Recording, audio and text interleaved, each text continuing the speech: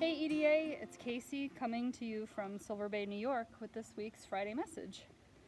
So back at the beginning of July, my family and I made the decision to hit the eject button in North Carolina and temporarily relocate to upstate New York where my parents live for the summer. We did this for a few reasons. One, to escape the southern summer heat and give our kids and dogs and ourselves the opportunity to enjoy the outdoors more. We also felt like, given the current conditions related to the global pandemic, that we would at least be marginally safer up here, where the population density is very low and the incidence of COVID is, at least for the moment, much less prevalent than in North Carolina. And last, I've been coming here to Silver Bay on the shores of beautiful Lake George, which you can see here behind me, for every summer of my life. For me and my family, this is a place of renewal, a place to connect with nature and disconnect from the frenetic pace of our daily lives at home, and a place where we can remember all that there is to be grateful for in the world, which now more than ever is brimming with uncertainty.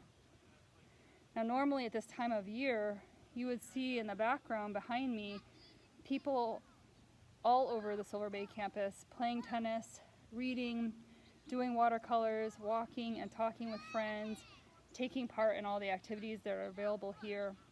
But this year, due to COVID, and for the first time in its 118-year history, Silver Bay has been unable to fully open and incredibly was not able to hire a summer staff at all.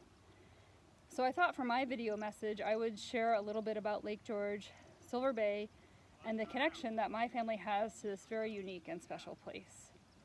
So first off, since I'm right here, as I turn around, you can see in the background the stone chapel where my husband and I got married almost 15 years ago.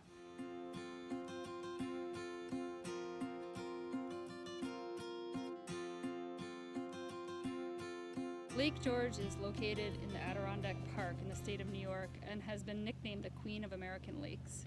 It's 32 miles long and about a mile wide. This lake is unique in that it was formed by way of regional tension, which resulted in a geological structure known as a graben valley, where two pieces of earth are actually pulled apart, leaving a valley, or in this case, a lake. The waters are cool and crystal clear, and in fact, the water quality grade is AA special, which is science-y speak for it's fine to drink it. The lake bottom is mostly rock and sand, making it a joy to swim in.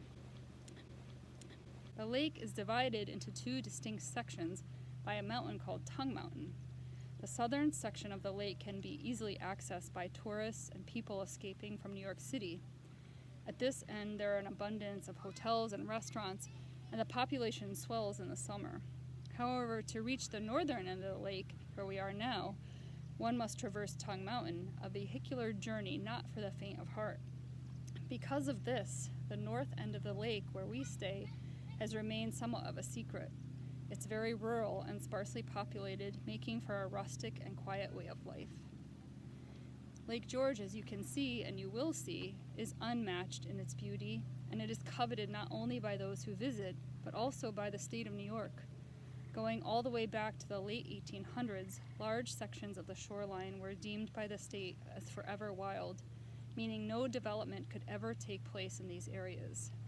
Today, approximately 20% of the shoreline has been purchased by or donated to the state and subsequently categorized as forever wild in an attempt to preserve the water quality, natural beauty, and habitats of Lake George.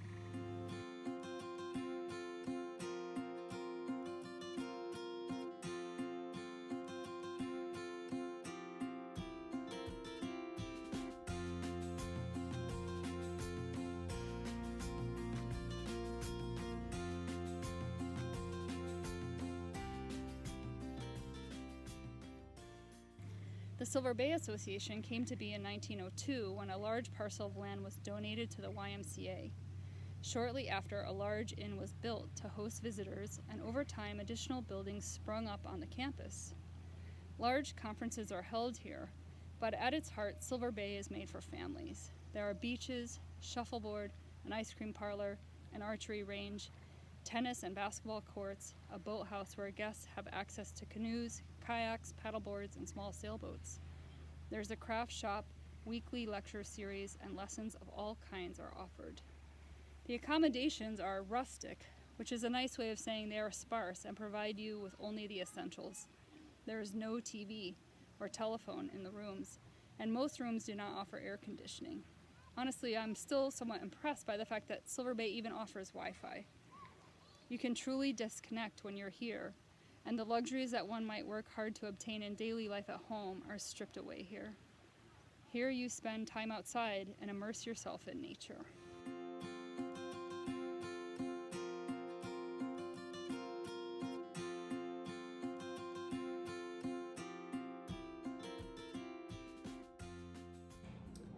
So this is my dad, Terry Baker, and I'm going to interview him so we can learn a little bit more about how my family got connected to Silver Bay.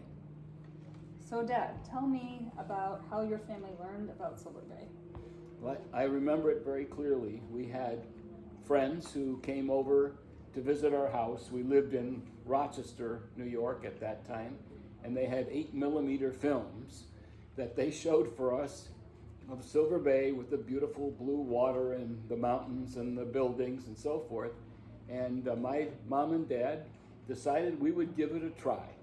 And we came, and we have never not come ever since then.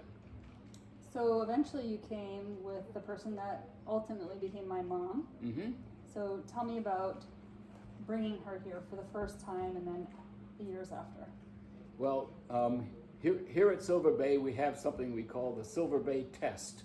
And so when you fall in love with somebody, it has to be true that they love Silver Bay, because Silver Bay is going to be part of your life. And so you bring your romantic interest to Silver Bay, and so I brought Mom, and my parents were here, and we had a nice stay at Silver Bay, and immediately Jill, your mom, I could see that this was going to be a place that she would love, and she has. And so for both of us since that time, that was 1966, we have continued to come here. And you worked here with her in the years after. We worked here together as a young couple in 1969, and then we did again in 1973, 4, and 5. Okay, and I was born in 1975 in March. Well, you can do the math. That summer, before Casey's birth, before your birth, we were the dorm parents in the Parlin dormitory, and there's a little suite up there for the dorm parents, and that's where we stayed that summer. And that's good, Dad. The rest is history. So now, 63 years later, yeah, from the first time you came to Silver Bay to now, how would you describe your connection to this place? Well, when people ask me about Silver Bay, I always describe it as my emotional home. It has been a part of my life much longer than any of the 7 places we have lived in.